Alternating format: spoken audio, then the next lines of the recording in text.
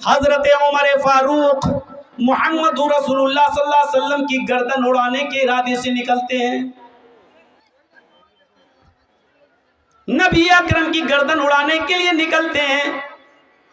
تلوار ننگی باہر نکالے ہوئے ہیں. ایک مسلمان صحابی ان کو راستے میں مل جاتے ہیں. ان سے پوچھتے ہیں ارے بھائی عمر تلوار باہر نکالے ہوئے ہو, کہاں جا رہے ہو؟ آج تو چہرے پر بہت غصہ نظر آ رہا ہے. حضرت عمر نے کہا تمہارے نبی کو قتل کر دے جا رہا ہوں.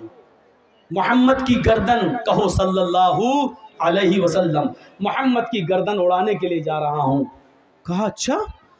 کہا 39 آدمی مسلمان ہو چکے ہیں, اب میں 40واں شخص مسلمان نہیں ہونے دوں گا. بہت ہو گیا, پانی حد سے زیادہ چڑھ گیا.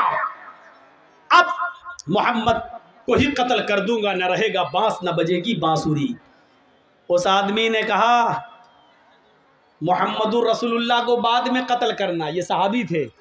کہا کہ نبی کو بعد میں قتل کرنا ہی ہے تو پہلے اپنی بہن اور اپنے بہنوئی کو قتل کرو. جا کر دیکھو تمہاری بہن بھی مسلمان ہو چکی ہیں اور تمہارا بہنوئی بھی اسلام لا چکا ہے, ایمان قبول کر لیا. حضرت عمر نے کہا کیا کہہ رہے ہو؟ میری بہن اور میرے بہنوئی نے ہو ہی نہیں سکتا. عمر کا ڈر ان لوگوں کو کبھی مسلمان ہونے نہیں دے گا. جاؤ پہلے پتہ لگاؤ. حضرت عمر نے اپنا رخ محمد رسول اللہ کی طرف سے موڑ کر ان کی طرف کر لیا. دروازہ کھٹکھٹایا تو کیا دیکھتے ہیں کہ گھر میں قرآن کی تلاوت ہو رہی ہے. دروازہ بہنوئی نے کھولا تو کیا دیکھتے ہیں کہ میری بہن قرآن کی تلاوت کر رہی ہے. حضرت عمر نے کہا یہ کیا پڑھ رہی ہو؟ انہوں نے قرآن چھپا لیا. صحیح بتاؤ کیا پڑھ رہی تھی؟ بہنوئی آ گئے. کہا ایسا ہے عمر, ہم لوگوں نے اسلام قبول کر لیا ہے, ایمان لے آئے ہیں. اتنا سننا تھا کہ ڈنڈے لاٹھی اٹھائی اور اپنے بہنوئی کو پیٹنا شروع کر دیا. عمر فاروق کی بہن نے اپنے پتی کو, اپنے ہسبینڈ کو پیٹتے ہوئے دیکھا تو وہ بچانے آئی تو ان کو بھی پیٹنا شروع کر دیا, لہو لہان کر دیا. غور کرو وہ عمر جس سے پورا مکہ کانپتا تھا, مدینہ کانپتا تھا, جس سے قیصر و کسریٰ کی حکومتیں لرزہ براندام تھی, یہ عمر جب اپنے بہن اور بہنوئی کو پیٹتے پیٹتے تھک گیا اور بہن کے جسم سے خون بہنے لگا تو بہن کھڑی ہو کر للکارتی ہے اے عمر. حضرت عمر نے کہا آج میرا نام لے رہی ہے تو؟ نام لے رہی ہے میرا؟ ہاں, اب تو بھائی کہلانے کے لائق نہیں رہا. اب میں نے تیرا نام لیا ہے, کیوں نہ لوں تیرا نام؟ کہا بہن آج تک تو نے مجھے بھائی کے نام سے پکارا, بھائی, اور آج عمر کہہ رہی ہے, اتنی جرات. بہن کہتی ہے عمر سن, میں اسلام لے آئی, ایمان لے آئی, میرے ساتھ میرے شوہر بھی اسلام لے آئے, ایمان لے آئے. اب میری آخری بات سن لے, کتنا بھی پیٹ لے, کتنا بھی مار لے, میری گردن کاٹ دے اور میرے جسم کے ٹکڑے ٹکڑے کر دے. سیرت عمر کی میں لکھا ہے کہ عمر کی بہن نے ایک جملہ اور کہا فاطمہ نے, اے عمر میرے جسم کے ٹکڑے ٹکڑے کرنے کے بعد میرے ان ٹکڑوں کو کتوں کے سامنے ڈال دے اور میرے گوشت کو, میرے جسم کے ٹکڑوں کو کتوں کو کھلوا دے. یہ سب کروانا مجھے منظور ہے, لیکن ایمان سے بھٹ جاؤں یہ مجھے منظور نہیں ہے. میں ایمان لا چکی ہوں, اب اس کو میں نہیں چھوڑ سکتی. عمر کے سامنے تلوار اور ڈنڈوں کے سامنے وہ کھڑی ہو گئی اور بہنوئی بھی کھڑے ہو گئے. میں پوچھنا چاہتا ہوں وہ عمر جس سے زمانہ کانپتا تھا لیکن اس کی بہن عمر کا مقابلہ کر رہی ہے, بہن میں وہ کون سی طاقت تھی اور یہ طاقت کس چیز کی تھی جس نے عمر کے سامنے اس کی بہن کو لا کر کھڑا کر دیا ہے؟ یہ کیا طاقت تھی؟ جب عمر کی بہن کے اندر ایمان جاگ گیا, اس نے سمجھ لیا، اور جب ایمان کی طاقت اس کے اندر آ گئی تو وہ نہ عمر کے ڈنڈوں سے ڈر رہی ہے، نہ عمر کی تلوار سے ڈر رہی ہے، نہ عمر کے غصے سے ڈر رہی ہے۔ جیسے ایک پولیس والا جب جان لیتا ہے کہ گورنمنٹ ہمارے ساتھ ہے تو وہ کسی سے نہیں ڈرتا ہے، اسی طریقے سے اس بہن نے جان لیا کہ ایمان میری رگوں میں دوڑ رہا ہے، اللہ میرے ساتھ ہے، تو پھر اس کے دل سے خوف نکل گیا، اس کے دل سے ڈر نکل گیا۔ اب مجھے ڈرنے کی ضرورت نہیں ہے کیونکہ ایمان میری رگوں میں دوڑ رہا ہے۔ جس کے اندر جتنا مضبوط ایمان ہوگا اس کی عمارت اسلام کی اتنی مضبوط ہوگی۔ اپنے اندر ایمان کی طاقت پیدا کرو، اللہ کی قسم ایمان اگر اپنے اندر پیدا کر لیا تو دنیا کی ساری طاقتیں تمہیں ہیچ نظر آئیں گی، دنیا کی ساری طاقتیں تمہیں مکھی یا مچھر جیسی نظر آئیں گی۔ آپ کسی سے نہیں ڈرو گے، شرط یہ کہ تم اپنے اندر اسلام ایمان پیدا کر لو، اپنی بنیاد سے جڑ جاؤ، نہیں جڑو گے تو پتنگ کی طرح کٹو گے، نیچے آؤ۔ حضرت بلال کی طرف نظر ڈالو، حضرت بلال کی طرف نظر ڈالو میرے پیارے ساتھیوں، وہی حضرت بلال ہیں جو نہایت ہی کالے کلوٹے ہیں، جن کی شکل اتنی کالی کہ حدیث کی کتابوں میں آتا ہے کالحمہ۔ کوئلے کو اور بلال کو ایک جگہ رکھ دیا جائے تو کوئلہ تمہیں پھر بھی صاف نظر آئے گا، بلال کوئلے سے زیادہ کالے۔ لیکن یہی وہ بلال ہیں جن کے اندر ایمانی طاقت اتنی زیادہ تھی کہ جب یہ اسلام لائے، ایمان لائے، تو کافروں نے ان کو پکڑا، زمین کے اوپر گرم ریت پر لٹا دیا۔ ریت گرم ہے، بالو گرم ہے، اور گرم بالو پر لٹا دیا جس سے پیڑ جلنے لگی۔ اس کے باوجود ان کے اوپر رحم نہ آیا تو ایک بھاری پتھر لا کر ان کے سینے کے اوپر رکھ دیا تاکہ ان کا سینہ دب جائے۔ اس کے باوجود پوچھا گیا، اے عمر اب کیسا لگ رہا ہے؟ اس گھناؤنی تکلیف، دردناک تکلیف کے باوجود حضرت عمر کی زبان سے جو جملے نکلے، حدیث کی کتاب ان جملوں کو ریکارڈ کرتی ہے، احد احد احد۔ اب بھی میں یہی کہوں گا کہ اللہ ایک ہے، اللہ ایک ہے، اللہ ایک ہے۔ یہ بلال کے اندر یہ اسپرٹ جو آئی، بلال کے اندر یہ طاقت جو آئی، پورے کافروں کے سامنے اکیلا ہے بلال، زمین پہ لٹا دیا گیا ہے، گرم بالو پہ لٹا دیا گیا ہے، بھاری پتھر بلال کے سینے پہ رکھ دیا گیا ہے، لیکن بلال ڈر نہیں رہا ہے، بلال کانپ نہیں رہا ہے۔ بلال سے پوچھا جا رہا کیسا لگ رہا ہے؟ بلال کہتے ہیں احد احد احد، اللہ ایک ہے، اللہ ایک ہے، اللہ ایک ہے۔ بلال کو تمام لوگوں سے نڈر کون سی چیز نے بنایا؟ اس کا جواب وہی ہے، اسی ایمان نے۔ ایمان کی طاقت آپ اپنے اندر پیدا کر کے دیکھ لیجئے، پھر آپ دیکھیے کہ دنیا کی بڑی سے بڑی طاقتوں سے آپ لڑ جائیں گے، ڈرنے کا نام نہیں لیں گے۔ صرف ایمان کی طاقت آپ اپنے اندر پیدا کر لیجئے۔ حضرت بلال کو جب احد احد سنا تو ان کو اٹھایا، پھر دوسری جگہ لے گئے، آگ کے انگارے بچھے ہوئے تھے، حضرت بلال کو آگ کے انگاروں کے اوپر لٹا دیا گیا۔ سننا بہت آسان ہے، سن لو گے، آگ کے انگاروں پر لٹا دیا جائے، سننا بہت آسان ہے، لیکن ایک انگارہ اپنے ہاتھ پر، آگ کا ایک انگارہ اپنے ہاتھ کی ہتھیلی پر لے کر دیکھو، آپ کو پتہ چل جائے گا۔ حضرت بلال دیکھ رہے ہیں، جانتے بھی ہیں آگ پر لیٹیں گے تو انجام کیا ہوگا۔ آگ پر لٹا دیا گیا، ان انگاروں سے چربی پگھل گئی، پیڑ پگھل گئی، چربی کی، پیٹ کی چربی سے آگ اور بھڑک رہی ہے، بجھنے کا نام نہیں لے رہی ہے۔ اب پوچھا گیا بلال اب کیا کہتے ہو؟ کیا ایمان چھوڑا؟ ایمان سے رشتہ توڑا؟ بلال آگ کے انگاروں پر لیٹے ہوئے ہیں اور چیخ رہے ہیں، اللہ احد اللہ احد اللہ احد، اللہ ایک ہے، اللہ ایک ہے، اللہ ایک ہے۔ حضرت بلال کو کافروں نے آگ کے انگاروں پر لٹا دیا، اور پھر بھی حضرت بلال یہ نہیں کہہ رہے مجھے چھوڑ دو، مجھے جانے دو، مجھے معاف کر دو، نہیں نہیں، وہ آج ان کافروں کے سامنے کھڑے ہیں اور یہی کہہ رہے ہیں کہ اللہ ایک ہے، اللہ ایک ہے۔ ایسی منزلیں نہیں ملتی ہیں کہ اللہ کے نبی نے کبھی بلال سے کہا تھا اے بلال، اے بلال، مجھے اللہ نے جنت بھی دکھائی، مجھے اللہ نے جہنم بھی دکھائی۔ جب میں جنت دیکھ رہا تھا تو مجھے اپنے آگے آگے جوتوں کی آواز سنائی دی۔ میں نے پوچھا جبریل یہ جوتوں کی آواز کس کی ہے؟ مجھے تو کوئی دکھائی نہیں دے رہا ہے۔ بلال، جبریل نے بتایا کہ یہ بلال ہیں جو دنیا میں ہیں لیکن ان کی جوتوں کی آواز تم جنت میں سن رہے ہو۔ یعنی بلال نے اتنی تکلیفیں اٹھائی ہیں دین کے لیے، ایمان کے لیے کہ اللہ نے ان کو جنت دے دی۔ اے محمد صلی اللہ علیہ وسلم دنیا میں جانا اور بلال سے کہہ دینا کہ اللہ نے تمہیں جنت دے دی، تمہارے جوتوں کی آواز میں سن کے آیا ہوں، یہ ایمان کا رزلٹ ہے، یہ ایمان کا نتیجہ ہے۔ ہم اپنے اندر پہلے ایمان پیدا کر لیں اور پھر دیکھیں۔ میرے بھائیوں، میں نے شروعات کہاں سے کی ہے؟ آم کے پھل سے کی ہے۔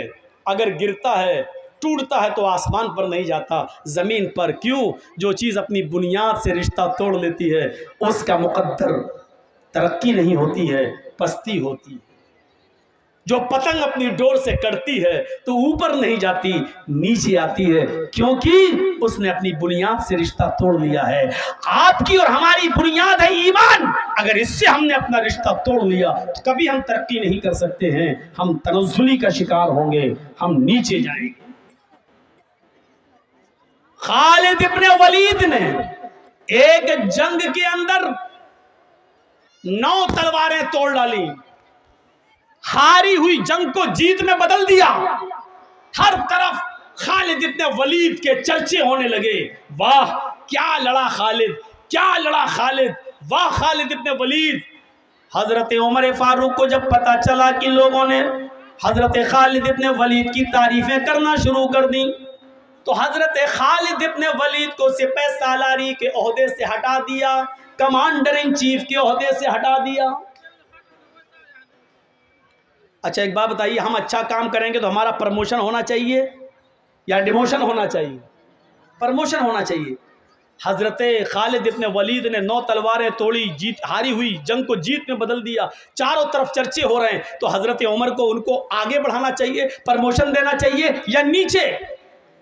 عقل تو یہی کہتی ہے کہ آگے پرموشن دینا چاہیے، لیکن حضرت عمر نے الٹا کیا۔ کیا کیا؟ خالد ابن ولید کو معزول کر دیا، ان کو کمانڈر ان چیف کے عہدے سے ہٹا دیا اور عام سپاہی بنا کر تلوار دے دی، جاؤ اب تم کمانڈر ان چیف نہیں، کسی بھی جنگ میں جاؤ گے تو ایک معمولی سپاہی کی حیثیت سے لڑو گے۔ لوگوں نے کہا خالد عمر نے تمہاری انسلٹ کی ہے، عمر نے تمہیں ذلیل کیا ہے، تم نے تو بہادری دکھائی ہے جنگ کے اندر، تمہیں تو انعام ملنا چاہیے تھا، لیکن خالد تمہیں ہٹا دیا گیا ہے، چھوڑ دو عمر کو، ہٹ جاؤ، استعفیٰ دے دو، تمہارے لیے بہت سے راستے کھلے ہیں، ادھر آ جاؤ۔ خالد ابن ولید نے جو جواب دیا وہ ایمان سے بھرا ہوا جواب تھا۔ خالد ابن ولید نے کیا جواب دیا؟ نحنو نقاتل فی سبیل اللہ ولا نقاتل فی سبیل عمر، ہم جو جنگ لڑ رہے تھے وہ اللہ کے راستے میں لڑ رہے تھے، عمر کے راستے میں نہیں لڑ رہے تھے، ہم نے جنگ اللہ کے لیے لڑی ہے، عمر کے لیے نہیں ہے۔ ہم معمولی سپاہی بن کر بھی ہم جہاد کریں گے لیکن عمر کے لیے نہیں، عمر کے رب کے لیے کریں گے۔ میرے بھائیوں، یہ اسلام تھا، یہ ایمان تھا اس زمانے کے صحابہ کے اندر۔ تم تو اپنے بھولے بھالے جو دور سے آئے ہیں یہ مسلمان بھائی جو سننے کے لیے آئے ہیں، تم ان کو تکلیف دینے کے لیے ان کے سامنے کھڑے ہو گئے ہو، تم ان کے لیے مصیبت بنے ہو، تم اپنے بھائیوں کو راستہ نہیں دے سکتے ہو، ان کے لیے بیٹھ نہیں سکتے ہو، تم اسلام کے لیے اپنی جان کی قربانی کیا دو گے؟ لعنت ہے، آج کہنا پڑ رہا ہے تم سے، بڑی بدقمباش قوم ہو چکی ہو یہ مسلم قوم۔ کسی سائنٹسٹ نے کہا تھا جب میں نے قرآن پڑھا تو مجھے دنیا کی سب سے بہتر مذہب اسلام لگا، لیکن جب ہم نے دورہ کیا تو دنیا کی سب سے بری قوم ہمیں مسلمان نظر آئی ہے۔ سب سے اچھا مذہب اسلام لگا لیکن سب سے بدتر قوم ہمیں مسلمان نظر آئی ہے۔ یہ قوم ہے ہماری، لاکھ سمجھانے کے باوجود نہیں مانتی ہے اور دوسروں کو تکلیف دیتی ہے۔ میرے بھائیوں، ہمیں سوچنا چاہیے اور چلو بھر پانی میں ڈوب کے مر جانا چاہیے کہ آپ کا خطیب یو پی سے جس کو محبتوں کے ساتھ تم بلاتے ہو لیکن اس کی اتنی سی بات ماننے کے لیے تیار نہیں ہو۔ جب میری نہیں مان سکتے ہو تو اسلام کی بات کیا مانو گے اور قرآن کی بات کیا مانو گے؟ میرے بھائیوں، اس سے زیادہ میں کچھ نہیں بولوں گا، کچھ نہیں کہوں گا۔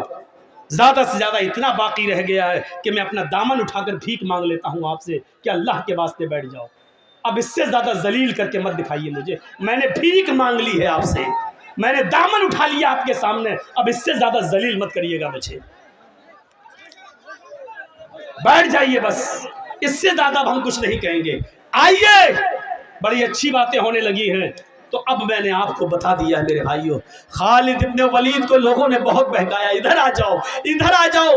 یہاں تک کہ ان سے کہا گیا کہ ہمارے مذہب میں آ جاؤ, ہم تمہیں آدھے ملک کی حکومت دے دیں گے اور اپنی شہزادی کا نکاح بھی تمہارے ساتھ کر دیں گے. خالد ابن ولید کو بادشاہ نے آفر دے دیا, ہم آدھی ملکیت آدھی بادشاہت دے دیں گے اور اپنی شہزادی کا نکاح تمہارے ساتھ, شادی تمہارے ساتھ کر دیں گے. عمر نے تمہاری انسلٹ کی, لیکن خالد ابن ولید کا جواب سنیے میرے پیارے ساتھیوں. وہ جواب یہی تھا کہ نحن نقاتل فی سبیل اللہ ولا نقاتل فی سبیل عمر. میں نے جو جنگ لڑی ہے وہ اللہ کے لیے, اللہ کے راستے میں لڑی ہے, عمر کے راستے میں نے نہیں لڑی ہے. عمر نے مجھے گورنری یا صرف کمانڈر ان چیف کے عہدے سے ہٹایا ہے.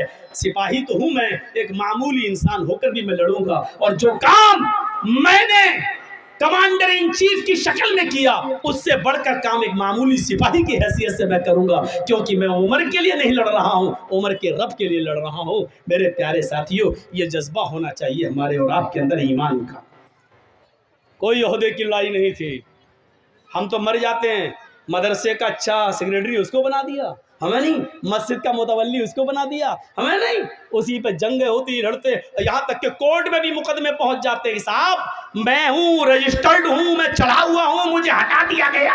مسجدوں اور مدرسوں کے معاملات آج عدالتوں میں, اس سے بڑی شرم کی بات ہمارے لیے اور کیا ہو سکتی ہے. میرے پیارے بھائیوں, ہمیں غور کرنا چاہیے اپنے آپ پر, کیا ایمان سے ہمارا رشتہ جڑا ہوا ہے. آئیے ایمان کی طاقت پر آپ کو ایک بہت زبردست مثال دیتا ہوں. دنیا کی تاریخ میں ایک شخص ایسا بھی گزرا ہے جس نے بیک وقت پوری دنیا پر حکومت کی ہے. 4 لوگوں نے کی ہے, ان میں ایک فرعون کا نام بھی آتا ہے. بہت زبردست ظالم گزرا ہے, اور فرعون کے مقابلے میں اللہ تعالیٰ نے کس کو پیدا کیا تھا؟ موسیٰ علیہ السلام کو. یہ واقعہ آج بالکل میری زبان سے ایک نیا واقعہ ہوگا آپ کے لیے, ذرا سنیے. ایمان دیکھیے کس کو کہتے ہیں, یہ چیز مجھے آپ کے سامنے رکھنا ہے. جب تھک گیا فرعون بھی تو کہا کہ موسیٰ آؤ مقابلہ کر لیتے ہیں, یا تو آپ تمہارے آدمی اس دنیا میں رہیں گے یا میرے آدمی رہیں گے, آؤ ایک میدان میں جمع ہو جاتے ہیں. موسیٰ علیہ السلام اپنے چند لوگوں کو لے کر چلے جاتے ہیں. موسیٰ پر ایمان لانے والے تھے ہی کتنے, معمولی لوگ, چند لوگ. فرعون کی پوری فوج آ گئی.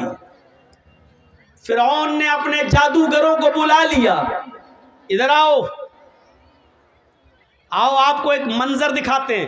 یہاں اسپیڈ میری تھوڑی سی سلو ہو جائے گی کیونکہ مجھے سمجھانا ہے. فرعون نے اپنے ساتھیوں کو بلا لیا, ادھر آؤ. ایسے کرتب دکھانا, ایسے تلسم دکھانا کہ آج موسیٰ اور موسیٰ کے قوم کے لوگ, یہ مسلمان جتنے آئے ہیں سب ہار جائیں. دیکھو ہمارا نام مٹی میں نہ ملنے پائے. آج تمہیں موسیٰ کو شکست دینا ہے, موسیٰ کو ہرانا ہے. فرعون کو اپنے جادوگروں پر بہت بھروسہ تھا. جادوگروں نے کہا بالکل آپ تیار رہیے, موسیٰ اور اس کے قوم کو ہرانا میرے بائیں ہاتھ کا کام ہے, ابھی ہرا دوں گا. جب دونوں آمنے سامنے آ گئے, ادھر فرعون کا لشکر کھڑا ہے, فرعون بھی, ادھر موسیٰ اور موسیٰ کا لشکر کھڑا ہے.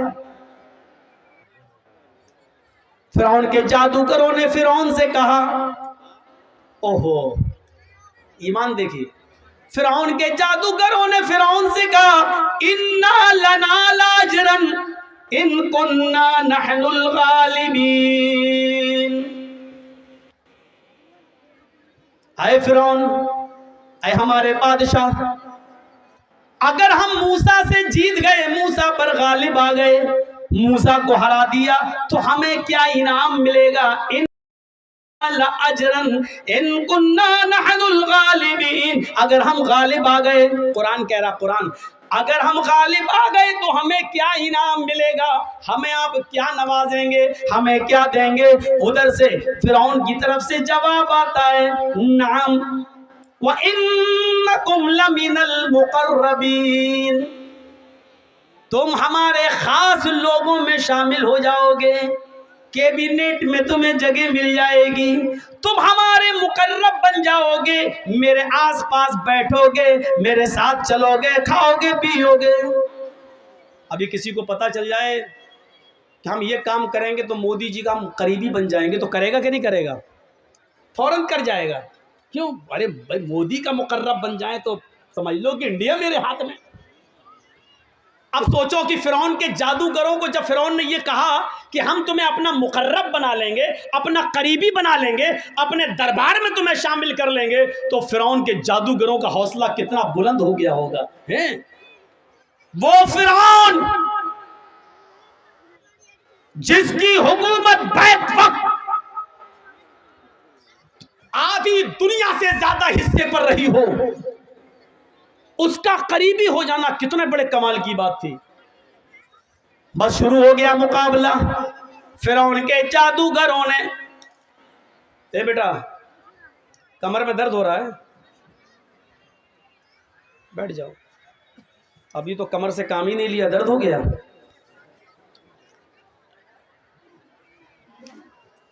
یہی ہوتا ہے، کوئی بھی میرے سامنے اٹھ جائے بیٹھ جائے میں بھول جاتا ہوں کہ میں کیا بول رہا ہوں۔ تو سنو، شروع ہو گیا مقابلہ۔ اب مقابلہ جب شروع ہوا تو فرعون کے جادوگروں نے کیا کیا؟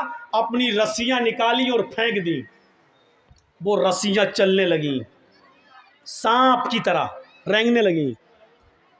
موسیٰ علیہ السلام تھوڑا ڈر بھی گئے ہیں، دیکھنے والوں کو سانپ نظر آنے لگا، پھینکی رسیاں وہ سانپ نظر آنے لگیں۔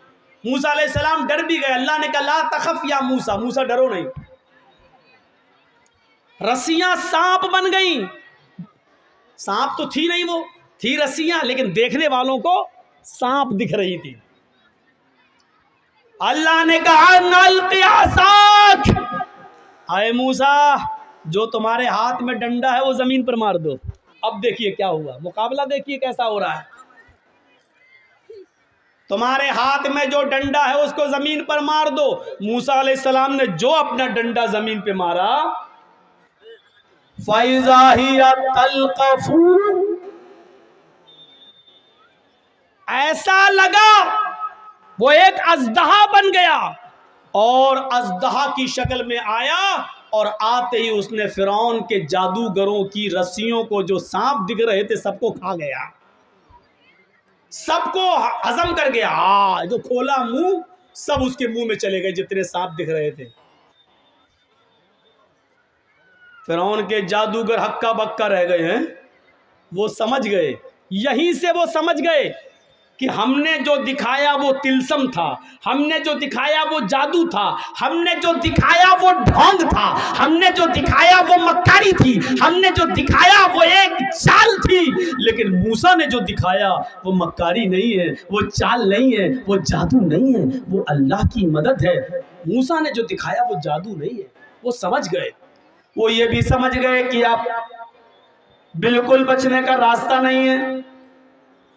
بیک وقت جیسے ہی انہوں نے دیکھا کہ ہماری رسیوں کو جو سانپ نظر آ رہی تھی، موسیٰ کا اژدہا کھا گیا، موسیٰ نے جو ڈنڈا مارا وہ اژدہا بن گیا اور کھا گیا، وہ سمجھ گئی کہ میری حالت خراب ہے۔ موسیٰ نے جو دکھایا وہ موسیٰ کا کمال نہیں، موسیٰ کے رب کا کمال ہے۔ ابھی تو وہ فرعون سے مانگ رہے تھے کہ کیا ہمیں کیا انعام دو گے، ہمیں کیا روپیہ پیسہ دولت زمین و جائیداد کیا دو گے، ابھی تو وہ یہ مانگ رہے تھے۔ لیکن جیسے ہی دیکھا کہ فرعون کی جادوگروں کی رسیوں کو جب موسیٰ کے اژدہے نے کھا لیا تو وہیں سے چیخ پڑے آمنا برب العالمین رب موسیٰ و ہارون۔ فرعون کے سامنے چیخ پڑے، ہم ایمان لے آئے رب العالمین پر، ہم اللہ رب العالمین پر ایمان لائے، ہم اس رب پر ایمان لائے جو موسیٰ کا رب ہے، جو ہارون کا رب ہے۔ آمنا برب العالمین، ہم ایمان لائے رب العالمین پر، رب موسیٰ و ہارون، موسیٰ کے رب پر، ہارون کے رب پر۔ ایک جملہ یاد رکھنا، کیا لائے؟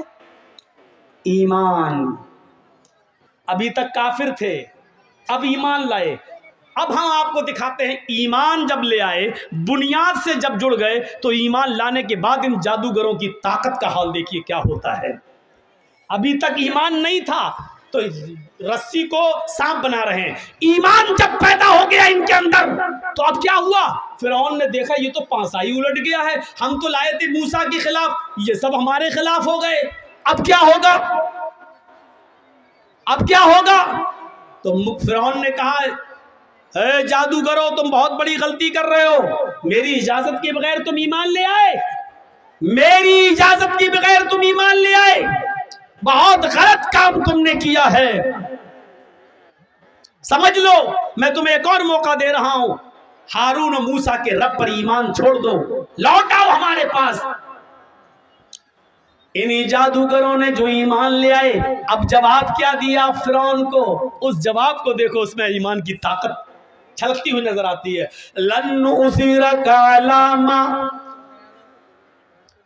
آئے فرعون اب ہم تم کو ترجیح نہیں دے سکتے، اب ہم تم کو فوقیت نہیں دے سکتے، ان واضح نشانیوں کو دیکھنے کے بعد جو اللہ تبارک و تعالیٰ کی طرف سے موسیٰ نے دکھائی ہے، ہمیں اپنا جھنڈا زمین پہ مارا اور اللہ نے اژدہا بنا دیا، اس نشانی کو دیکھنے کے بعد ہم اب ایمان بدل نہیں سکتے، ہمارا ایمان باقی رہے گا۔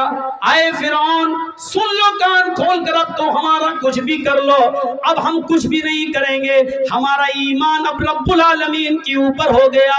فرعون نے اس کے جواب میں جو جملے کہے وہ سنو، کیا کہا؟ لَأُقَطِّعَنَّ أَيْدِيَكُمْ وَأَرْجُلَكُمْ مِنْ خِلَافٍ ثُمَّ لَأُصَلِّبَنَّكُمْ أَجْمَعِينَ۔ آئے جادوگرو اگر تم نے موسیٰ کے رب کو نہ چھوڑا، آئے جادوگرو اگر تم نے ہارون کے رب کو نہ چھوڑا تو ہم تمہیں تمہارے ہاتھ اور تمہارے پیر کاٹ دیں گے مخالف سمتوں سے۔ لَأُقَطِّعَنَّ أَيْدِيَكُمْ وَأَرْجُلَكُمْ مِنْ خِلَافٍ، ہم تمہارا دائنا ہاتھ کاٹیں گے تو الٹا بایاں پیر ہم تمہارا کاٹ دیں گے، اور اگر ہم نے بایاں ہاتھ کاٹا تو دایاں پیر ہم تمہارا کاٹ دیں گے۔ تمہارا ایک ہاتھ اور ایک پیر کاٹیں گے، اگر ہاتھ دایاں کاٹا تو پیر بایاں، اور پیر اگر ہم نے دایاں کاٹا تو ہاتھ بایاں، ایک پیر اور ایک ہاتھ ہم تمہیں کاٹ دیں گے۔ ثم لأصلبنکم اجمعین، اور اس کے بعد ہم تم سب کو سولی پہ لٹکا دیں گے، ہم تم سب کو سولی پہ چڑھا دیں گے۔ اس کے جواب میں ایمان چونکہ پیدا ہو چکا تھا، فرعون سامنے تھا، فرعون کا لشکر سامنے تھا، لیکن اس کے باوجود جب ایمان پیدا ہو گیا تو اس کے جواب میں انہوں نے کیا کہا؟ فرعون کے جادوگروں نے جو ایمان لائے کیا کہا؟ فَقْضِ مَا أَنْتَ قَاضٍ، فَقْضِ مَا أَنْتَ قَاضٍ، اے فرعون تجھے جو کرنا ہے کر، میرا ہاتھ کاٹنا ہے کاٹ، میرا پیر کاٹنا ہے کاٹ، مجھے سولی پہ چڑھانا چڑھا دے، مجھے پھانسی دینا پھانسی دے دے، انت قاضٍ، تو قاضی ہے، تو جج ہے، تو جو چاہے کر، تجھے اختیار ہے کر لے، لیکن اتنا یاد رکھنا انما تقضی هذه الحیات الدنیا، تو صرف دنیا کی زندگی کا فیصلہ کر سکتا ہے، آخرت کی زندگی کا فیصلہ تو نہیں کر سکتا۔ آخرت میں تو میرا رب میرے ساتھ ہے ہی، اس لیے تجھے دنیا میں جو کرنا ہو کر لے۔ جو ابھی فرعون کے قریب ہونا چاہتے تھے، فرعون سے انعام مانگ رہے تھے، لیکن موسیٰ پر ایمان لائے، اور ایمان لانے کے بعد ان کی طاقت کا حال یہ ہو گیا کہ نہ وہ فرعون سے ڈرے، نہ فرعون کے لشکر سے ڈرے۔ فرعون نے ان کا ہاتھ کاٹا کٹوا لیا، ان کا پیر کاٹا کٹوا لیا، ان کو سولی پہ لٹکایا لٹک گئے، لیکن پھر اللہ پر جو ایمان لا چکے تھے اس کو بدلا نہیں، پھر رب موسیٰ اور ہارون کے رب پر ایمان چھوڑا نہیں۔ ایمان یہ ہوتا ہے، اور ایمان کی طاقت یہ ہوتی ہے۔ کیا ہمارے پاس ایمان کی طاقت ہے؟ یہ ہم اپنی سوسائٹی پر نظر ڈالیں، ہم اپنے منظر پر نظر ڈالیں، ہم اپنے سماج پر نظر ڈالیں اور دیکھیں کہ کتنا ایمان ہے ہمارے اندر، کتنے پرسنٹ ہم مسلمان ہیں۔ ہم اپنی زندگیوں پہ بھی تو نظر ڈالیں۔ وہ طارق ابن زیاد جس کی تاریخ آپ نے پڑھی ہوگی، وہ طارق ابن زیاد جب بہت سے شہروں کو فتح کرتے ہوئے افریقہ کے جب اسپین کی دھرتی پر پہنچتا ہے، وہ طارق ابن زیاد بہت سے ملکوں کو فتح کرنے کے بعد جب اسپین کی دھرتی پر، اسپین کی سرزمین پر پہنچتا ہے، تو تمام لشکر والوں کا، جو طارق ابن زیاد کی فوج تھی، تمام اس فوج کے بارے میں حکم دیتا ہے کہ کشتیوں میں آگ لگا دو۔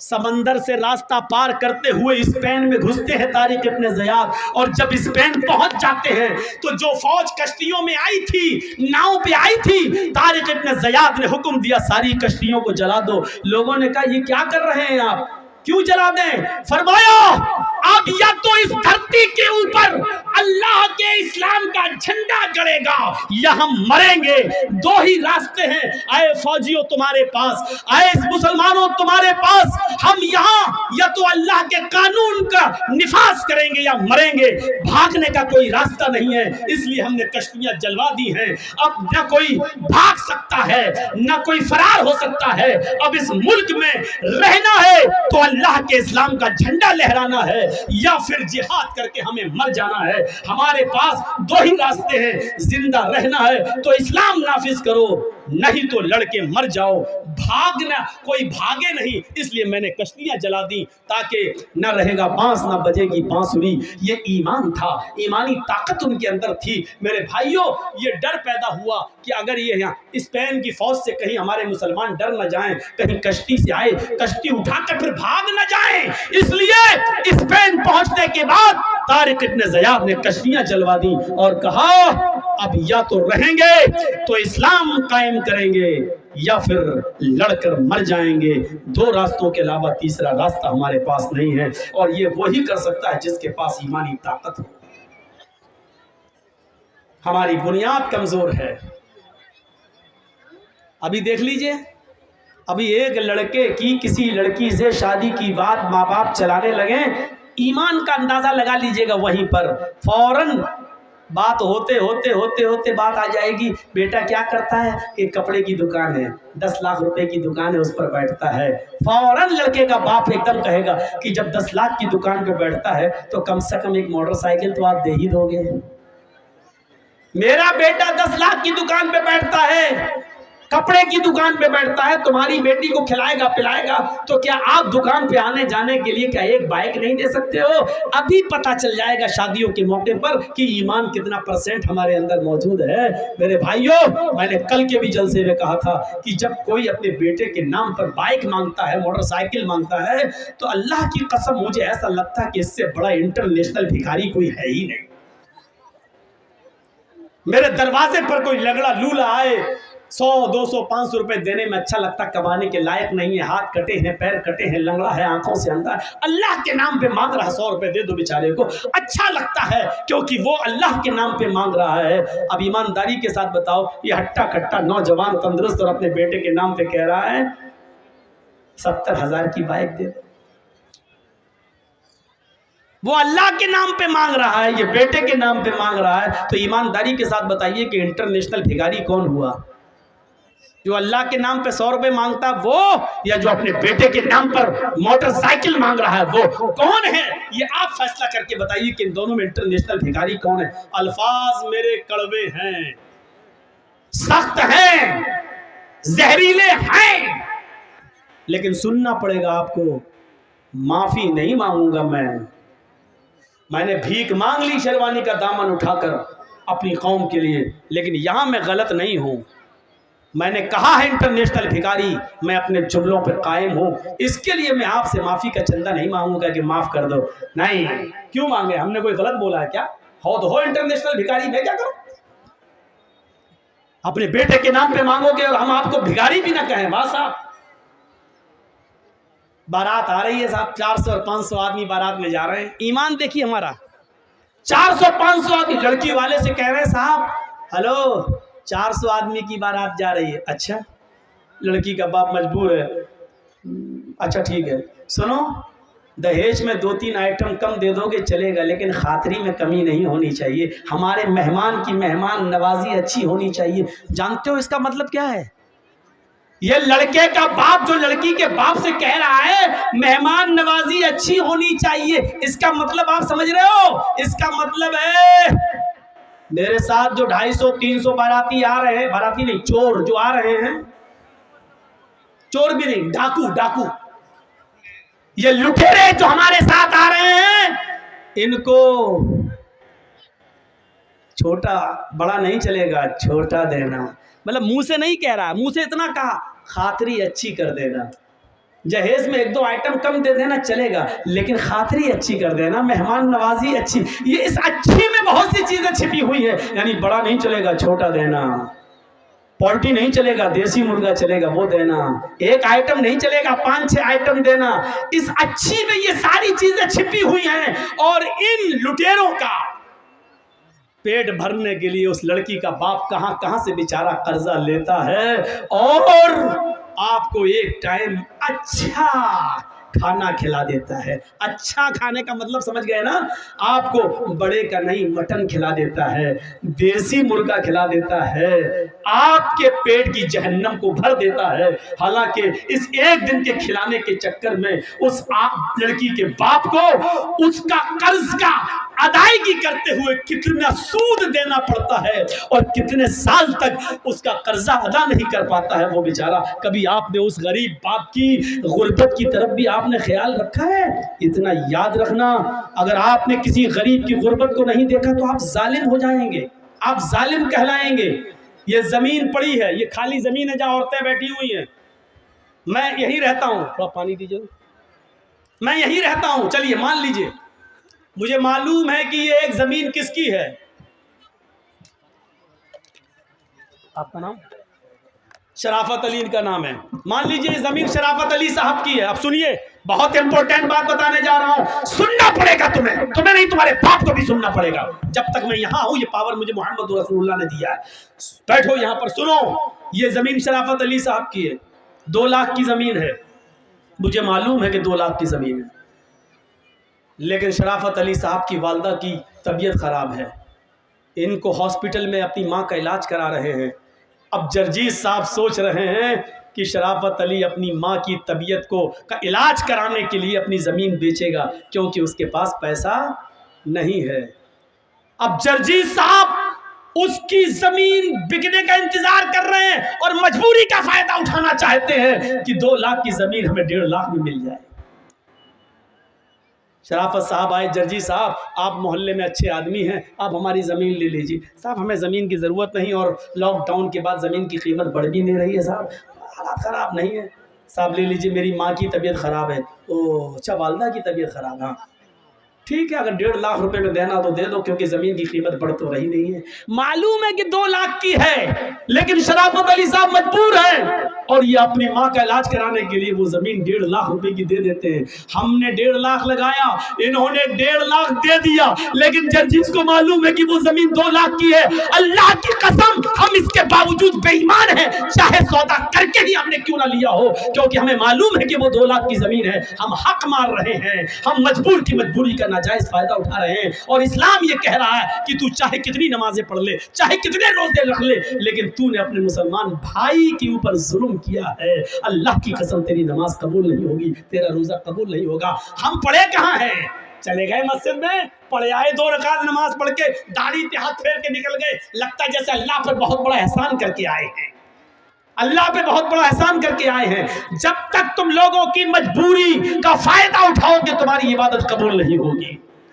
कभी आपने ये भी सोचा है कि साहब 2 लाख की ज़मीन है शराफत अली साहब की, इनकी माँ का इलाज होना है, बेचारे को ज़रूरत है पैसों की, चलो 2 लाख की ज़मीन को हम 2.25 लाख में ले लेते हैं। बेचारा अपनी माँ का इलाज करा रहा है, ऐसे किसी के सामने हाथ फैलाने में शर्म आ रही है। चलो 2 की ज़मीन हम 2.25 में खरीद लेते हैं, हमारी ज़मीन पड़ी रहेगी, 2-4 साल उसकी कीमत बढ़ जाएगी, लेकिन एक मजबूर आदमी बेचारा अपनी माँ का इलाज करा लेगा। कभी 2 लाख की ज़मीन को 2.25 लाख में लिया हमने? कभी 2 लाख की ज़मीन का 2.5 लाख दिया है? जब 2 का 2.5 नहीं दे सकते हो, तो 2 का 1.5 देना भी जुल्म है, जुल्म है, जुल्म है। रब्बे काबा की कसम जुल्म है, और अल्लाह इसको माफ नहीं करेगा।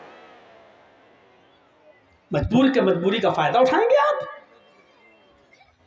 ایمان اس چیز کا نام نہیں. یہی تو ہماری ایمان کی کمزوری ہے, یہی تو ہماری ایمان میں کمزوری ہے. ہماری بنیاد جب کمزور ہے تو عمارت کیسے مضبوط ہو سکتی ہے؟ عمارت ہماری کیسے مضبوط ہو سکتی ہے؟ ہمیں اپنے ایمان کو مضبوط کرنا ہے. وہ کون سا ایمان تھا کہ آتی ہے ایک عورت قبیلے غامدیہ سے, صحابیہ ہے, آتی ہے, اے اللہ کے نبی مجھ سے ایک جرم ہو گیا ہے. کیا جرم ہوا ہے؟ سن لو, تھوڑی دیر کے لیے اور بیٹھ لو, اس واقعے کو سن لو. آنکھوں میں آنسو آ جاتے ہیں. اس واقعے کو سننے کے بعد انسان رونے پہ مجبور ہو جاتا ہے. یہ واقعہ ہمارے ایمان کو جھنجھوڑتا ہے. اس واقعے کو سن لو, چلے جانا تھوڑی دیر, یہ بھیک میں اور ڈال دو میری جھولی میں. اس واقعے کو سن لو. وہ عورت آتی ہے, اے اللہ کے نبی مجھ سے جرم ہو گیا ہے. آپ نے کہا توبہ کر. کہنے لگی اللہ کے نبی میں اسی دنیا میں پاک ہونا چاہتی ہوں, میں اسی دنیا میں اس جرم کی سزا پانا چاہتی ہوں. آپ نے کہا توبہ کر, اللہ سے مغفرت کی دعا مانگ, اللہ غفور الرحیم ہے. کہنے لگی میرا جرم تو سن لیجئے, کیا اس جرم کی کوئی معافی ہے بھی یا نہیں؟ اللہ کے نبی نے کہا بتا کیا تیرا جرم ہوا ہے, کیا تجھ سے غلطی ہوئی ہے؟ کہنے لگی اللہ کے نبی میرا شوہر 2-3 سال سے گھر پہ نہیں ہے. میں جنگل میں بکریاں چرا رہی تھی, وہیں پہاڑی کے پاس ایک چرواہا بھی بکریاں چرا رہا تھا. ہم اپنے شوہر سے 2-3 سال سے دور تھے, اس لیے ہمارے دل کی امنگیں اٹھنے لگی اور اس بکریاں چروانے والے چرواہے کے ساتھ مل کر ہم نے جسمانی تعلق, شاریرک سمبند بنا لیا. ایک پہاڑ کی جھاڑی میں, پہاڑی کے نیچے کی جھاڑی میں ہم دونوں گئے اور ہم دونوں نے زنا کر لیا. انی قد صبت الحد یا رسول اللہ, اے اللہ کے رسول میں حد کو پہنچ چکی ہوں, مجھ سے اتنا بڑا جرم ہو گیا ہے. اس جرم کی سزا اسلام میں یہ ہے کہ مجھے پتھروں سے مار کے مار ڈالا جائے. آپ کیسے کہہ رہے ہیں کہ اللہ سے معافی مانگ لے, اللہ سے توبہ کر لے؟ اللہ کے نبی نے کہا اچھا اوہ یہ گناہ ہوا ہے تم سے, جی ٹھیک ہے, کیا چاہتی ہو؟ کہا مجھے ختم کر دیا جائے. اسلام نے جو سزا بتائی ہے پتھروں سے مار کے مار ڈالو, ختم کر دو, ہمیں وہ سزا دی جائے. اللہ کے نبی نے کہا ٹھیک ہے تمہیں یہ سزا دی جائے گی. جاؤ اے صحابیو اس عورت کو لے جاؤ. یہ نہیں پوچھا کہ کس نے کیا تھا, وہ مرد کون تھا, آدمی کون تھا, کہاں کا رہنے والا تھا, نہیں یہ سب نہیں پوچھا. کیوں؟ جس کی بات چھپی ہے چھپی رہنے دو, وہ جانے اور اس کا اللہ جانے. ہمارے یہاں تو ننگا کرنے کا رواج ہے. اچھا کس نے کیا, پھر اس کو فیس بک پہ ڈالو, واٹس ایپ پہ ڈالو. یہ ہمارے ایمان کا حال ہے. اللہ کے نبی چاہتے تو پوچھ سکتے تھے اس عورت سے, اکیلے نہیں ہوتا ہے زنا, کسی مرد نے کیا ہوگا, کہاں, کون ہے وہ, کہاں کا رہنے والا ہے, لیکن پوری حدیث پڑھ جائیے کہیں ڈیٹیل نہیں ملتی ہے. تم بتا رہی ہو تم گناہ سے پاک ہونا چاہتی ہو, ہم تمہیں کر دیں گے, لیکن جس کا معاملہ چھپا ہے اس کے بارے میں ہمیں پوچھنے کا حق نہیں. ہو سکتا ہے وہ اللہ سے توبہ کر لے اور اللہ اس کو معاف کر دے, نہیں تو وہ جانے اور اس کا رب جانے, قیامت کے دن جہنم میں ڈالے گا. ہم کون ہوتے ہیں اس کے پیچھے پڑنے والے؟ عیب پر پردہ ڈالو, اس کو ظاہر مت کرو, اس کو ظاہر مت کرو. یہ میری ماں بہنیں اس واقعے کو سنیں, بہت اچھا واقعہ ہے, تمہارے لیے واقعہ ہے, تمہیں بھی اس سے عبرت ملے گی. اللہ کے نبی کہتے ہیں کہ جاؤ اس عورت کو لے جاؤ اور سینے کے برابر, یہ سینہ جو ہوتا ہے عورت کا, یہاں اتنا اس کو زمین میں گاڑ دینا اور سر پہ پتھر مارنا, اور اس وقت تک پتھر مارو جب تک کہ یہ عورت مر نہ جائے, اس کی روح نہ نکل جائے. یہ عورت کی سزا کیا ہے؟ شادی شدہ مرد کی اور شادی شدہ عورت کی اگر وہ زنا کر لیں تو سزا کیا ہے؟ پتھروں سے مارا جائے گا. مرد کو دوڑا کے مارا جائے گا. مرد کو ایک میدان میں کھڑا کر دیا جائے گا بیچ میں, اور چاروں طرف پبلک رہے گی, عوام, سب کے ہاتھوں میں پتھر ہوں گے, اور اس طریقے سے چاروں طرف گھیرا بنا لیا جائے گا کہ وہ بھاگنے نہ پائے, اور بیچ میں اس آدمی کو کھڑا کر دیا جائے گا, اور پھر پتھر مارے جائیں گے. جہاں سے گزرے گا وہی پتھر، سب کے ہاتھوں میں پتھر ہونا چاہیے. یہ مرد کی، سمجھ رہے ہیں زنا کی سزا کیا ہے؟ جس کو ہم معمولی کام سمجھتے ہیں وہ اتنا بڑا جرم ہے شریعت میں. کسی کی بہن و بیٹی کی عزت و آبرو سے کھیلنا اتنا آسان نہیں ہے شریعت میں. اس کی سزا، جب تم کسی کی عزت لوٹ رہے تھے تو تمہارے جسم کے ہر بال رونگٹے کو، روئے کو اس کا انجوائے مل رہا تھا، مزہ مل رہا تھا. اس لیے سزا بھی ایسی ملنی چاہیے کہ جسم کے ایک ایک رونگٹے کو اور ایک ایک روئے کو اس کا احساس ہو جائے. اس لیے سزا بھی اتنی سخت رکھی گئی ہے. مرد کو دوڑا دوڑا کے مارا جائے گا، لیکن عورت کو دوڑا دوڑا کے نہیں مارا جائے گا، کیونکہ اس کی بے پردگی ہو سکتی ہے. دوڑے گی تو اس کو زمین کا گڈھا کھودا جائے گا اور اس کو کھڑا کر دیا جائے گا اور سینے کے برابر مٹی ڈال دی جائے گی، یعنی اتنا گاڑ دیا جائے گا سینے کے برابر یہاں تک، اور سر اس کا کھلا رکھا جائے گا، اور پھر اس کے سر پر پتھر مارے جائیں گے، اور اس وقت تک پتھر مارا جائے گا جب تک کہ عورت مر نہ جائے. چاہے یہ رضامندی والی زنا ہے، مرد بھی راضی عورت بھی راضی اور دونوں نے کر لیا. زنا بالجبر تو زنا ہوتا ہی نہیں ہے. اگر مرد نے زبردستی کی تو وہ زنا نہیں مانا جائے گا، یا عورت کے ساتھ اگر زبردستی کی گئی، وہ بیچاری نہیں چاہتی تھی لیکن بندوق رکھ کر اس کے ساتھ عزت لوٹی گئی، تو پھر عورت گناہ گار نہیں ہوگی کیونکہ اس کے ساتھ جبر کیا گیا. تو پھر مرد کو سزا دی جائے گی، عورت کو نہیں. اور عورت نے اگر بندوق رکھ کے غلط کام کروایا، مرد نے مجبور ہو کر غلط کام کیا، تو عورت کو سزا دی جائے گی، مرد کو نہیں. لیکن مرد بھی راضی عورت بھی راضی تو دونوں کو سزا دی جائے گی. اگر دونوں میں سے ایک کنوارا ہے ایک شادی شدہ، تو شادی شدہ کو پتھروں سے مار مار کے جان سے مارا جائے گا، اور جو کنوارا تھا اس کو 100 کوڑے مارے جائیں گے، اور 1 سال کے لیے اپنے شہر اپنی بستی سے باہر کر دیا جائے گا. اس کو گاؤں سے نکال دیا جائے گا اور اپنے گاؤں میں 1 سال تک آنے کی انٹری اجازت نہیں ملے گی. 100 کوڑے پڑیں گے، چمڑے کے، کپڑے کے نہیں، چمڑے کے کوڑے. 10-20 کوڑوں میں ہی وہ بیٹھ جائے گا، کرانے لگے گا. 100 کوڑے میں تو اللہ بہتر جانے بچے گا بھی کہ نہیں بچے گا. تو میرے بھائیو 100 کوڑے زندگی بھر کے لیے پھر اٹھنے کے لائق نہیں رہے گا. اگر بچ بھی گیا تو زندگی بھر چلنے کے لائق نہیں رہے گا، اٹھنے کے لائق نہیں رہے گا بستر پر. ایسے 100 کوڑے اس کے اوپر مارے جائیں گے، اور 100 کوڑے مارنے کے بعد بھی اس کو گاؤں میں رہنے کی اجازت نہیں. 1 سال کے لیے اس کو اس شہر سے دوسرے شہر میں داخل کیا جائے گا.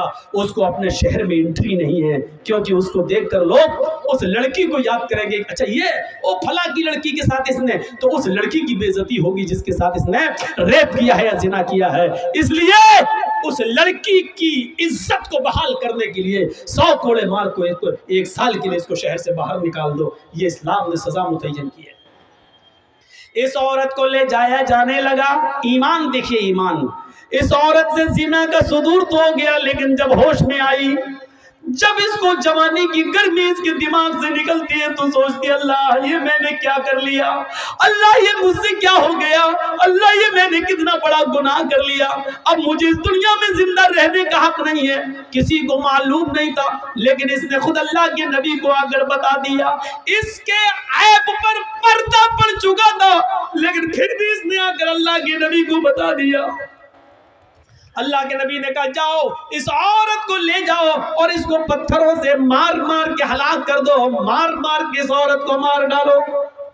صحابہ اس کو لے کے جانے لگے. اگلا چل جلدی چل. اس کو کھینچ لیا، وہ گر گئی. جیسی وہ کام دیا گری، وہ عورت زمین کے اوپر گری تو اس نے اپنا پیٹ سب سے پہلے پکڑا. ایسے صحابہ نے پوچھا کیا ہوا، کیا بات ہے، ایسے چلے گی تو کب تک پہنچے گی تو میدان میں، کب تجھے مارا جائے گا. کہنے لگی وہ محمد کے ساتھی ہو صلی اللہ علیہ وسلم، آئے نبی کے ساتھی ہو، مجھے دھیرے دھیرے لے چلو. جس آدمی نے میرے ساتھ منہ کالا کیا تھا، جس آدمی نے میری عزت لوٹی تھی، جس آدمی سے میں نے زنا کیا تھا، اس آدمی کا گرب میرے پیٹ میں ٹھہر گیا ہے، اس کا حمل میرے پیٹ میں ٹھہر گیا ہے. میرے پیٹ میں ایک معصوم زندگی ہے، میرے پیٹ میں اس آدمی کا بچہ پل رہا ہے. دھیرے دھیرے لے چلو، میں تیز نہیں چل سکتی. صحابہ نے کہا تیرے پیٹ میں بچہ ہے؟ کہنے لگی ہاں. رکو. صحابہ اللہ کے نبی کے پاس آئے. اے اللہ کے نبی، آپ نے اس عورت کو قتل کرنے کا، مارنے کا حکم دیا ہے، لیکن اس عورت کے پیٹ میں تو بچہ ہے. آپ نے بلایا ادھر آؤ. آئی. تمہارے پیٹ میں بچہ ہے؟ جی. تو تم نے پہلے کیوں نہیں بتایا؟ کہا اللہ کے نبی اس لیے نہیں بتایا کیونکہ اس بچے کا باپ وہی ہے جس نے میرے ساتھ زنا کیا ہے، اور میں نہیں چاہتی ہوں کہ یہ بچہ پیدا ہو اور جب اس بچے کو بڑے ہو کر پتہ چلے کہ میرا باپ کا پتہ نہیں، میں ناجائز اولاد ہوں، تو یہ زندگی بھر مجھے گالی دے گا. اس لیے میں چاہتی ہوں کہ میں مروں تو میرے ساتھ میرے پیٹ کا بچہ بھی مر جائے، اس لیے میں نے آپ کو نہیں بتایا. نبی اکرم نے کیا کہا؟ اے عورت نہیں، قصور تیرا تھا، غلطی تیری تھی، زنا تو نے کیا، تیرے پیٹ میں پلنے والے اس معصوم بچے کا کیا قصور ہے؟ اس بیچارے کی کیا غلطی ہے؟ اس کو تو کیوں مارنا چاہتی ہے؟ نہیں نہیں، ابھی تمہیں قتل نہیں کیا جائے گا، ابھی تمہیں مارا نہیں جائے گا. جاؤ ابھی اس بچے کو اپنے پیٹ میں 9 مہینے تک پالو، اور جب بچہ پیدا ہو جائے تب لے کر آنا. ناجائز بچہ ہے پیٹ میں، باپ کا پتہ نہیں ہے، لیکن اللہ کے رسول ایک ناجائز بچے کو بھی گرانے کی اجازت نہیں دے رہے ہیں. کاش مودی جی کے چمچے، یوگی جی کے چمچے کم سے کم اس حدیث کو پڑھ لیتے، نبی کی زندگی کے اس واقعے کو پڑھ لیتے. چاچا کیا ہو گیا؟ لاؤ پیسہ لینے کے لیے تو دنیا پریشان ہے. لیجیے بھائی 500 ছেলে হারিয়ে গেছিল, তাকে পাওয়া গেছে, اور کچھ স্টেজে রাখা আছে سب কথা বলে آگے بیٹھیے. তাকে স্টেজে রাখা হয়েছে, ছেলের গার্জেন এসে নিয়ে যাবেন. سنیے سنیے سنیے تھوڑا سا آپ ادھر دیکھیے، بڑا اچھا واقعہ ہے. اللہ کے نبی ایک معصوم کی زندگی کو کتنا پیار کی نظر سے دیکھ رہے ہیں، جبکہ معلوم ہے کہ بچے کا باپ ناجائز. یہ بچہ جب پیدا ہوگا تو حرامی بچہ کہلائے گا، ناجائز بچہ کہلائے گا، لیکن اس کے باوجود اللہ کے نبی کہہ رہے ہیں بچے کو نہیں مارا جائے گا. بچے کا کیا قصور ہے؟ اس سے زیادہ انسانیت کسی دھرم میں ملے گی؟ اس سے زیادہ مانوتا کسی مذہب میں ملے گی؟ گئے، جاؤ اس عورت کو کہا بچہ پیدا ہو جائے تب آنا. 9 مہینے تک اپنے پیٹ میں رکھتی ہے. جب بچہ پیدا ہوا 2-4 دن بستر پہ لیٹتی ہے، چلنے کے لائق ہوتی ہے تو بچے کو لے کر آتی ہے. 9 مہینے میں اللہ کے نبی بھول گئے کہ یہ عورت کون ہے. آئی، اے اللہ کے رسول لیجئے بچہ. آپ نے کہا تھا جب بچہ پیدا ہو جائے تب آنا. آپ نے کہا تم کون؟ کہا نہیں پہچانا. کہا نہیں، میں وہی عورت ہوں جس سے زنا کا صدور ہوا تھا اور مجھے قتل کرنے کے لیے بھیجا جا رہا تھا، میرے پیٹ میں بچہ تھا. آپ نے کہا او غامدیہ، قبیلہ غامدیہ سے؟ ہاں. اچھا اچھا اچھا او اب بچہ پیدا ہو گیا؟ کہ ہاں. یہ لیجیے. اس عورت نے اپنا بچہ محمد رسول اللہ کے ہاتھوں میں دے دیا. میڈیا والوں لکھو اگر تمہارے قلم میں طاقت ہے، دکھاؤ مانو تاکہ یہ شکل مودی جی کو اور یوگی جی کو بتاؤ کہ مولوی جرجیس نے ڈنکے کی چوٹ پر اعلان کر کے کہا ہے انسانیت کا یہ سبق، جس بچے کا باپ پتہ نہیں ہے، جو پیدا تو ہو چکا ہے لیکن ناجائز اولاد ہے، ایسی ناجائز اولاد کو محمد رسول اللہ اپنی گود میں اٹھا رہے ہیں، اس بچے کو اپنے سینے سے لگا رہے ہیں. تم تو برہمنوں کے مندروں میں شودر نہیں جا سکتا ہے، برہمن کی تھالی میں ہریجن نہیں کھا سکتا ہے. تم نے تو چھوت چھات کے ایسے نیت بنا دیے ہیں کہ اللہ کے بندوں میں ہی بٹوارا کر دیا ہے کہ برہما جی نے اپنے منہ سے برہمن کو پیدا کیا، ہاتھوں سے چھتری کو پیدا کیا، رام سے ویش کو پیدا کیا، پیروں سے شودر کو پیدا کیا. برہما جی نے اپنے منہ سے اس کو، ہاتھوں سے اس کو، چھتری کو، ٹھاکر کو اور ہریجن کو سب سے نیچے والے حصے سے. تم نے تو بٹوارا کر دیا ہے، تم نے تو بٹوارا کر دیا ہے. میرے پیارے ساتھیو ذرا تصور تو کیجئے اسلام کے اندر مساوات کا ایسا درس ملے گا، ایسا درس ملے گا. آپ کے محلے کی مسجد ہے، اذان ہو گئی ہے، پہلی صف بھر گئی ہے، جرجی صاحب مسجد میں جاتے ہیں، ایم ایل اے منہاج صاحب مسجد میں جا رہے ہیں نماز پڑھنے کے لیے. اسلام کا کی مساوات دیکھیے، آگے والی صف بھر گئی ہے، جرجی صاحب میں، منہاج صاحب میں اتنی طاقت نہیں ہے کہ آگے کی صف سے کسی آدمی کو ہٹا کر پیچھے کر دے. چل ہٹ ہٹ، میں جرجیس ہوں، میں عزت والا اثر و رسوخ والا آدمی ہوں، میں آگے بیٹھوں گا۔ ایم ایل اے صاحب کہتے ہیں پیچھے ہٹ، میں آگے بیٹھوں گا۔ اسلام نے یہ پاور نہ ایم ایل اے صاحب کو دیا ہے، نہ جرجیز کو دیا ہے۔ سعودیہ کی سرزمین پر مکے سے بڑی کوئی مسجد کون سی ہو سکتی ہے؟ وہاں ٹیکسی ڈرائیور اگر خانہ کعبہ میں پہلے پہنچ گیا ہے، رکشہ چلانے والا پہلے پہنچ گیا ہے اور وہ پہلی صف بھر چکی ہے، تو سعودیہ کے بادشاہ کو بھی ادھیکار نہیں ہے کہ اگلی صف سے کسی آدمی کو ہٹا کر پیچھے کھڑا کر دے اور خود آگے کھڑا کر دے۔ نہیں نہیں، جو میرے گھر میں پہلے آیا وہ پہلے بیٹھے گا، جو بعد میں آیا وہ پیچھے رہے گا۔ یہ تمہاری عدالت نہیں ہے، یہ تمہارا گھر نہیں ہے، یہ تمہاری اسمبلی نہیں ہے، یہ تمہاری میراث نہیں ہے، یہ مسجد ہے، یہ اللہ کا گھر ہے۔ یہاں ہمارے گھر میں کوئی ایم ایل اے نہیں، کوئی ایم پی نہیں، کوئی مولوی نہیں، کوئی حاجی نہیں، کوئی نمازی نہیں، ہمارے گھر میں سب برابر ہے۔ کلکم من آدم وآدم من تراب لا فضل لعربی علی عجمی ولا لعجمی علی عربی۔ کوئی گورے کو کالے پر فوقیت نہیں، کوئی کالا گورے سے افضل نہیں، کوئی امیر نہیں، کوئی غریب نہیں، میرے گھر میں سب آئے سب برابر ہے۔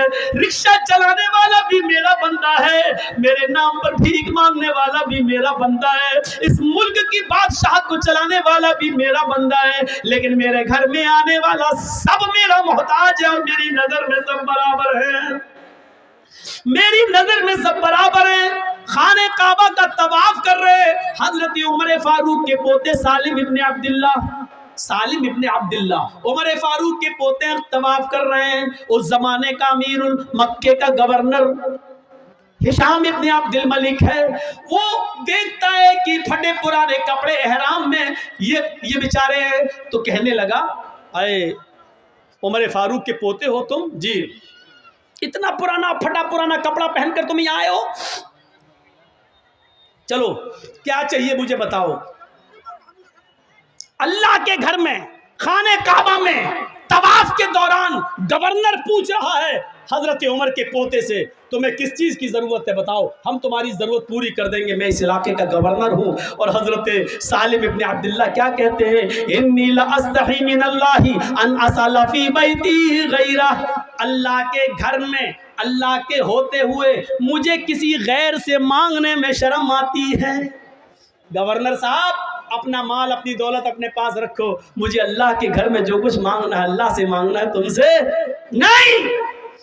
اللہ کے گھر سے جب دعا ہوا مانگ کے نکل گئے، سالم ابن عبداللہ کچھ دعا مانگ رہے تھے، طواف کے بعد 7 چکر لگانے کے بعد دعا مانگی، دعا کیا مانگ رہے تھے یہ اللہ جانتا ہے اور سالم ابن عبداللہ جانتے، تیسرا کوئی نہیں جانتا۔ بھائی ہم نے کیا دعا مانگی آہستہ تو ہم جانتے ہیں اور میرا رب جانتا ہے، بس تیسرا تو کوئی نہیں جانتا۔ تو ہشام دیکھ رہا ہے کہ سالم ابن عبداللہ کیا کر رہے ہیں، کیا ہو گیا؟ আসসালামু আলাইকুম। আর একটা ছোট বাচ্চাকে পাওয়া গেছে, যার বাচ্চা আছে এখানে রাখা আছে, স্টেজে এসে নিয়ে যাবেন। একটা ছোট বাচ্চাকে পাওয়া গেছে, যার বাচ্চা আছে স্টেজ থেকে এসে নিয়ে যাবেন। سالم ابن عبداللہ دعا مانگ رہے ہیں اور ہشام ابن عبد الملک دیکھ رہا کہ یہ دعا مانگ رہے ہیں، دعا مانگ کے یہ باہر نکلے تو ہشام ابن عبد الملک گورنر بھی باہر نکل گیا۔ گورنر نے کہا سنو، اللہ کے گھر میں تو تمہیں شرم آ رہی تھی، یہ تو اللہ کا گھر نہیں ہے، یہ تو بازار ہے، بتاؤ تم مجھ سے کیا چاہتے ہو؟ تم بہت غریب ہو، پھٹے پرانے کپڑے پہنے ہوئے ہو، تمہارا احرام 20 جگہ سے پھٹا ہے اور اس میں ٹانکے لگے ہوئے ہیں، اور تم حضرت عمر جس نے 22 لاکھ مربع میل پر حکومت کی ہے اس کا پوتا اتنا غریب۔ سالم ابن عبداللہ کہتے ہیں تم میری کیا مدد کرو گے، دنیا کی یا آخرت کی؟ کہ آخرت کی مدد تو کوئی کسی کی نہیں کر سکتا ہے، وہاں تو عمل ساتھ میں جائیں گے، ہم تمہیں کپڑا دے دیں گے، غلہ دے دیں گے، اناج دے دیں گے، کچھ دنیاوی جو ضرورت ہو دال چاول دے دیں گے، گھی دے دیں گے، دنیا میں جو چیزوں کی ضرورت ہے بتاؤ، تھوڑا سونا دے دیں گے، چاندی دے دیں گے تمہیں۔ سالم ابن عبداللہ ہنسنے لگے۔ گورنر نے کہا کیوں ہنس رہے ہو؟ کہا اے گورنر تم میرے آخرت میں کوئی کام نہیں آ سکتے؟ کہا نہیں، اور تم مجھ سے یہ کہہ رہے ہو کہ دنیا مانگو، سونا مانگو، چاندی مانگو، روپے مانگو، پیسے مانگو، اناج مانگو، غلہ مانگو، یہی تو تم چاہتے ہو کہ میں تم سے یہ مانگوں؟ کہا جی، جس چیز کی ضرورت ہو۔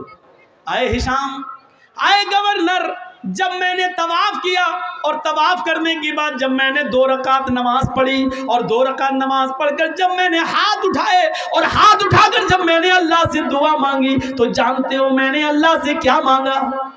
گورنر نے کہا کہ ہاں یہ تو دیکھا کہ تم دعا مانگ رہے ہو، لیکن کیا مانگا یہ میں کیا جانوں، تم جانو، تمہارا رب جانتا ہے، میں نہیں جانتا کہ تم نے کیا مانگا۔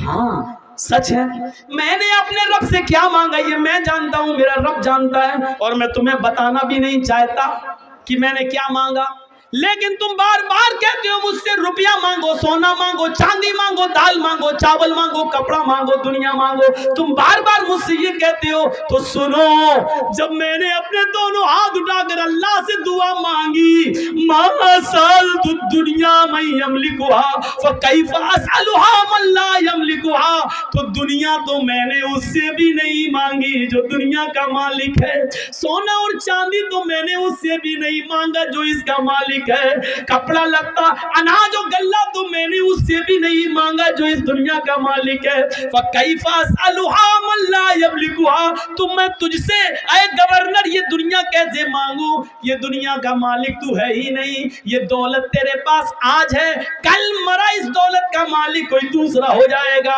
جب یہ گھر، یہ مکان، یہ بلڈنگ، یہ دولت تیری ہے ہی نہیں تو پھر تو میری کیا مدد کرے گا؟ ارے دنیا تو میں نے اس سے بھی نہیں مانگی، اپنے رب سے بھی مانگا تو جنت مانگی، اپنے رب سے بھی مانگا تو اپنے گناہوں کی معافی مانگی، اپنے رب سے بھی مانگا تو یہی مانگا کہ اللہ جب تک میں دنیا میں رہوں ایمان کے ساتھ رہوں، جب میری روح نکلے تو ایمان پر میری روح نکلے، دنیا سونا اور چاندی تو میں نے اس سے بھی نہیں مانگا۔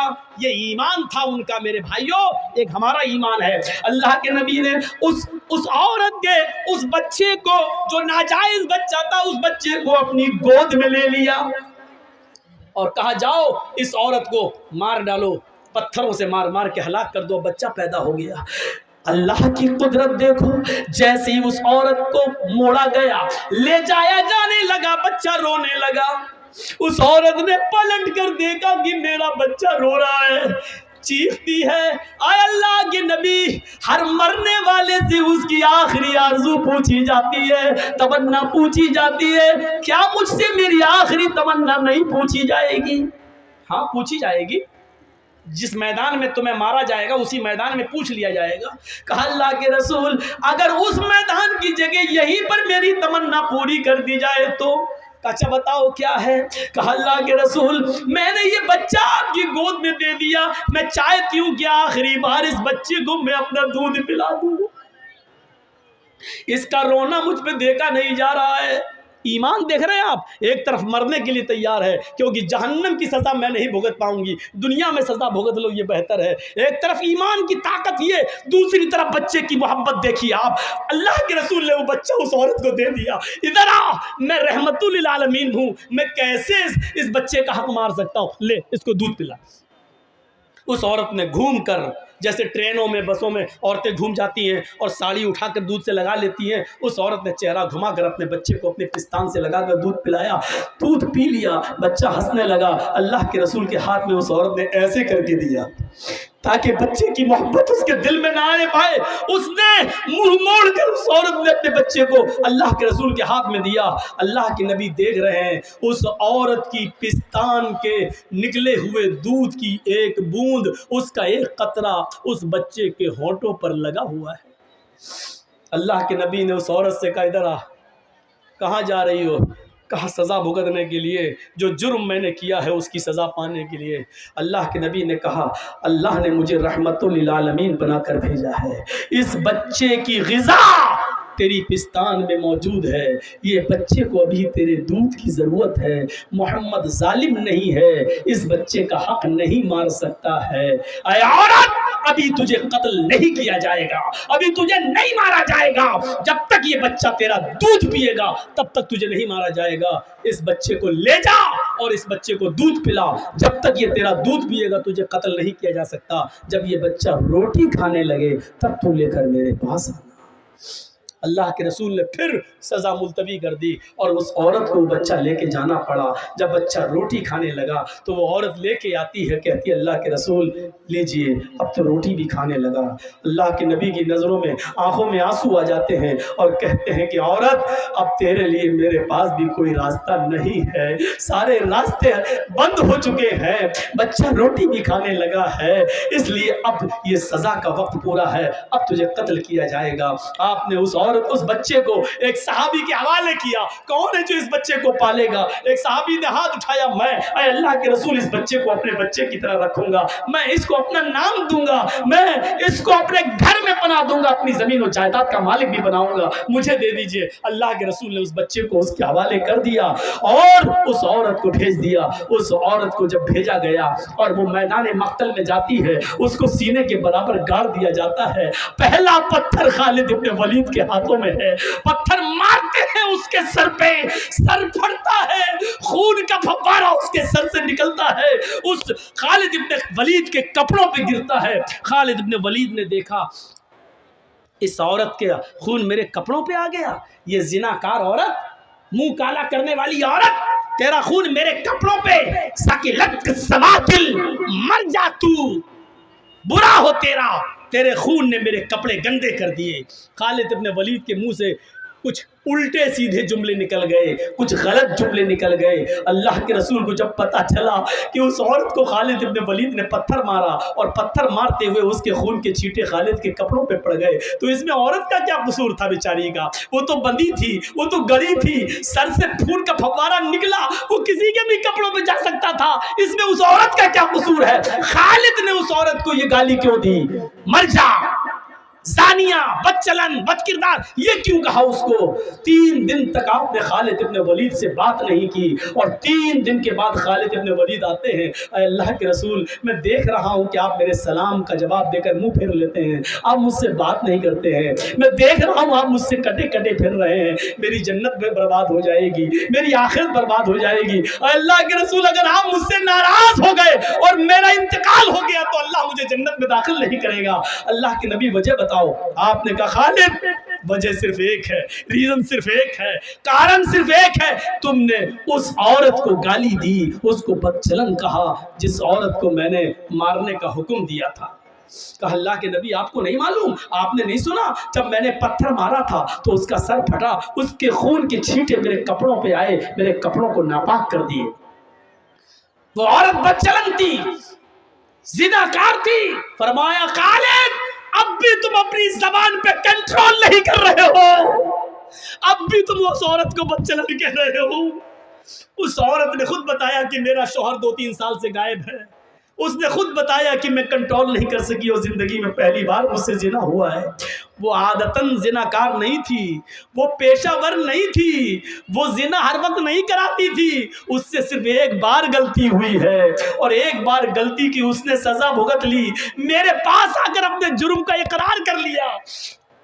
خالد اس عورت کو بدچلن مت کہو، تم نہیں جانتے اس عورت نے کیسی توبہ کی ہے، اپنی جان دے کر، اپنی جان قربان کر کے، پتھروں سے پٹ پٹ کر اپنے آپ کو ختم کرا کے اللہ کی دربار میں، اللہ کے دربار میں کتنی پاک ہوئی ہے تمہیں نہیں معلوم. اے خالد اس ایک عورت کی توبہ کو جو مرتے وقت اس نے کی ہے، اس ایک عورت کی توبہ کو اگر اس مدینے کے 70 گناہگاروں پہ ڈال دیا جائے، ایسے گناہگار جو جہنم میں جانے والے ہوں، اگر اس ایک عورت کی، ایک اکیلی عورت کی توبہ کو ان 70 جہنمیوں پہ ڈال دیا جائے تو اس ایک عورت کی توبہ سے اللہ ان 70 جہنمیوں کو بھی جنت میں داخل کر دے گا، ان 70 لوگوں کو بھی جنت میں داخل کر دے گا. اس نے ایسی توبہ کی ہے کہ اللہ رب العالمین نے اس کی توبہ کو اگر اس مدینے کے 70 جہنمیوں پر بھی ڈالا جائے تو اللہ ان 70 جہنمیوں کو بھی بخش دے. میرے بھائیوں، یہ ایمان کی کون سی طاقت تھی جو زنا کرنے کے بعد اپنے آپ کو اللہ کے نبی کے پاس لاتی ہے اور پیش کر دیتی ہے کہ اللہ کے رسول مجھ سے یہ جرم ہوا ہے، مجھے سزا دیجئے. یہ تھا ایمان، یہ تھا ایمان.